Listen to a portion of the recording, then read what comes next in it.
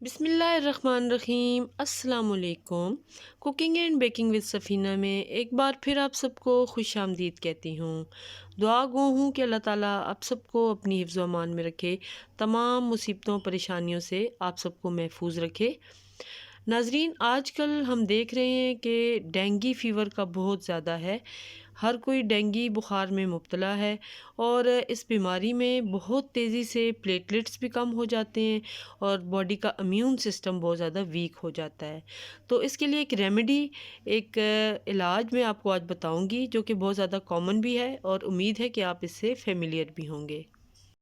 जो आज मैं आपके साथ पपाया का शेक शेयर करूंगी बहुत ज़्यादा हेल्पफुल है उन पेशेंट्स के लिए जो डेंगू फ़ीवर में मुब्तला हैं और उनकी प्लेटलेट्स की तादाद बहुत तेज़ी से कम हो चुकी है।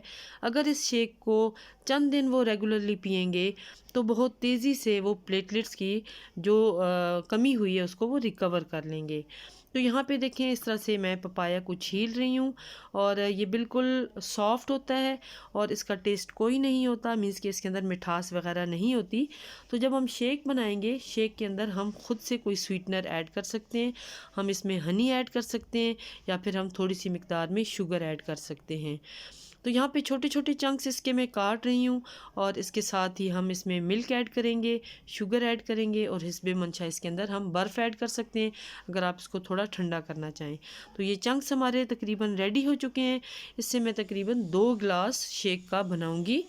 तो सबसे पहले हम ब्लेंडर के अंदर इन चंक्स को ऐड कर रहे हैं और इसके साथ ही हम इसमें थोड़ी सी शुगर ऐड करेंगे। यहाँ पे देखें, तकरीबन 1 टेबलस्पून भर के मैं इसमें चीनी ऐड कर रही हूँ और इसके साथ ही हम इसमें मिल्क ऐड करेंगे।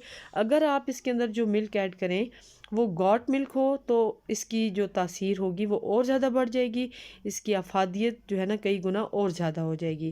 क्योंकि जो गॉट मिल्क होता है उसके अंदर नेचुरली एंटीऑक्सीडेंट्स होते हैं, तो वो भी बहुत ज़्यादा हेल्पफुल होते हैं।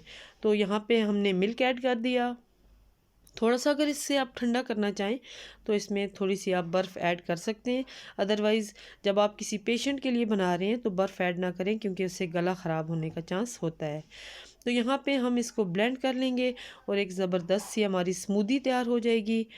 ये आप डेंगू पेशेंट्स को बनाकर ज़रूर दें और उनका इम्यून सिस्टम बहुत तेज़ी से इसे बूस्ट करवाएं। उम्मीद करती हूँ कि आज की ये वीडियो आपको पसंद आएगी। अपना फ़ीडबैक ज़रूर दीजिएगा। अगर चैनल पे नए हैं तो चैनल को सब्सक्राइब ज़रूर कर दीजिएगा और बेल आइकन को ज़रूर प्रेस कर दें। Thank you for watching. अल्लाह हाफिज़।